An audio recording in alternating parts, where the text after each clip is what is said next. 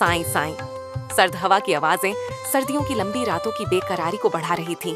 10 दिन पहले चांद का दायरा पूरा हो चुका था और अब चांद भी अंधेरों के समंदर में डूब रहा था। तारीकी की चादर रोशन आंखों को भी नाबेना कर रही थी। हवाओं के बैन अंधेरे से मिलकर गांव की उदासी को और बढ़ाने लगे थे। एक सोगा की हालत थी जो सीना को भी कर कर के नोहे पड़ती और जुदाई की अजीमात में अपने बाल नोचती थी। घोर स्याही में पक्की सड़क से गांव तक आने वाला रास्ता बरसों से सिर्फ एक चौप का इंतजार कर रहा था। 7-8 सीढ़ियों से ऊपर बने कमरे की एक कच्ची दीवार में खपरेल की छत से सरगोशियों में मशगूल थी। दोनों ही बरसों से हसरत लिए अपने मकीनों के सुकून के इंतजार में थे। यकतायक हवा का जोरदार झटका आया और दरवाजे के दोनों पट्टों ने खड़खड़ाना शुरू कर दिया। ठंडी बर्फीली हवा में कांपते हुए वसाई ने पुराने कंबल को एक तरफ धकेल दिया। कांपते हाथों से उसके माथे पर 2 कंबल रखे और बाकी कंबल उसके पीछे रख दिया। इस रिवायती अंदाज में दुपट्टा पहनने से सिर्फ वसाई के सफेद सर को ढांका जा सकता था, लेकिन ऐसा करने से उनका सीना खुल गया था। बकरी की हड्डियों की तरह उन पर फैली हुई पसलियां मेहराब बनकर बीमारी की कहानी सुनाती थीं। सफेद बालों वाली वसाई ने पलंग से पैर उतारे और लड़खड़ाते हाथों से मिट्टी के तेल की बोतल उठाई। वसाई, वसाई!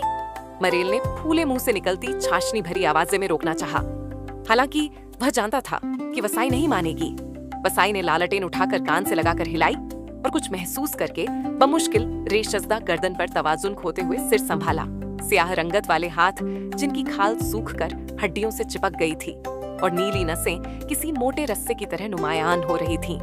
उन हाथों से बड़ी मेहनत से बोतल का ढक्कन खोला और लालटेन के पेंदे के ऊपर की ढक्कनी हटाकर मिट्टी के तेल से भरने लगी। वसाई, वसाई! मरेल ने नरमी से फिर पुकारा। वसाई ने आवाज पर तवज्जो दी, बिना माचिस की तीली जलाई और सूती के 1 इंच भर चौड़ी बत्ती में लगानी चाहिए, मगर यह कोशिश लाहका रही। तेज हवा का झोंका आया और जलती तीली का शोला तेजी से भड़क कर बुझ गया। वसाई ने दूसरी तीली माचिस पर रगड़ी और हाथ की आड़ में सूती में लगा दी। कुछ देर न चलने की जद्दोजहद की, मगर जलती हुई तीली की फरियाद के आने हार मानते हुए सुलगने लगी। वसाई उठ खड़ी हुई। मरेल, सर शाम लालटेन जलाकर बाहर लटका दिया कर, मेरे बच्चा को अंधेरे से डर लगता है। वसाई ने इतना कहते हुए गुस्से की एक नजर मरेल पर डाली और दरवाजे का पट्टा अंदर की तरफ खींच लिया। बर्फीली हवा का झोंका उसके चेहरे से टकराया। चट्टानों की तरह मजबूती से घर से बाहर निकली। कुछ देर लालटेन को ऊंचा किए सामने देखती रही, शायद कुछ नजर आए।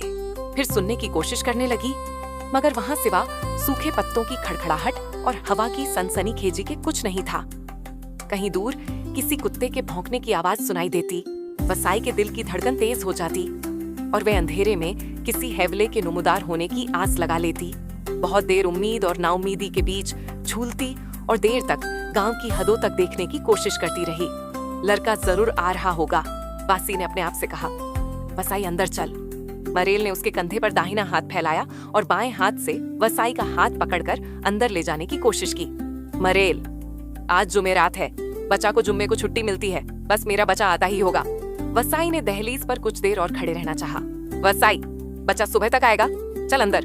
सर्दी से लड़खड़ाती कांपती वसाई को बाहों में संभाले अंदर लाने में कामयाब हो ही गया। बच्चा ढाके से मुलम्मल का थान लाएगा? हाँ हाँ लाएगा बचल, क्यों नहीं लाएगा, हाँ हाँ जरूर लाएगा। मरेल ने वसाई पर रजाई सीधी करते हुए कहा। मैरल नूरी के बाबा से दिन तय करवाना है। कितने दिन हो गए टालते टालते उसे कहना शादी की तारीख दे।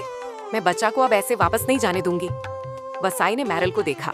जवाब अपने पलंग पर बैठा था और सरहाने रखी धूरी को रातों के गिर्द लपेटने में मशगूल था। हाँ बाबा हाँ, अब नहीं जाने देंगे बच्चा को ऐसे, अब उसकी शादी करके ही भेजेंगे।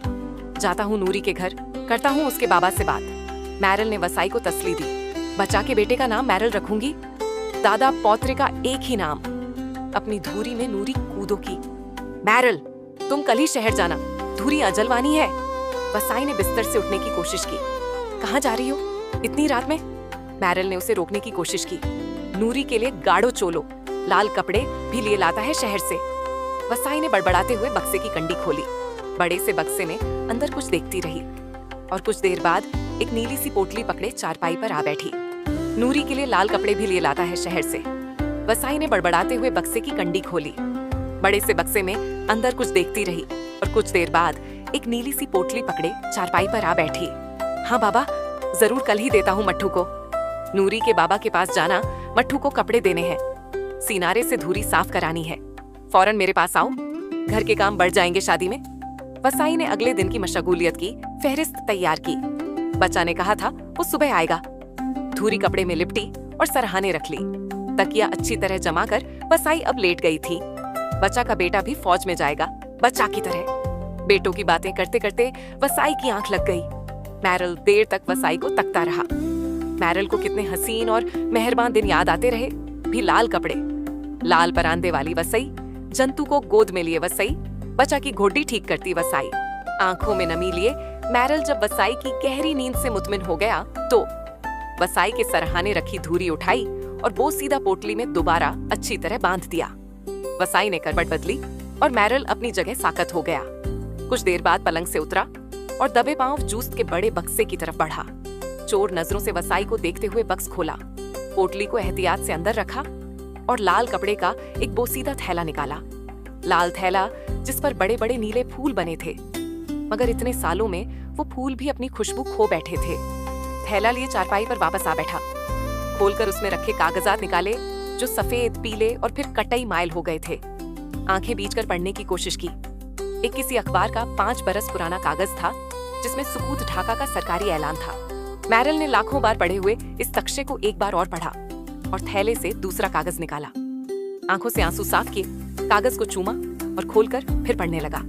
डॉक्टर अहमद, रस्तमी सलाम के बाद लिखा था कि 1 हफ्ता पहले हमले में बच्चा जख्मी हुआ और हमारी रेजिमेंट के तिब्बी कैंप लाया गया था। उसने कहा था कि मैरल वर्ल्ड डोडल्स ने माथीलो को इत्तला दे दी जाए कि उसके बेटे ने सीने पर गोली खाई है। हवा का एक जोरदार झोंका कमजोर से दरवाजे से टकराया। दरवाजे की आवाजों से रसाई की आंख खुल गई। वो नीम गुनोदगी के हाल में उठी और दरवाजे की तरफ बड़बड़ाती हुई भागी। बच्चा आया, बच्चा आया।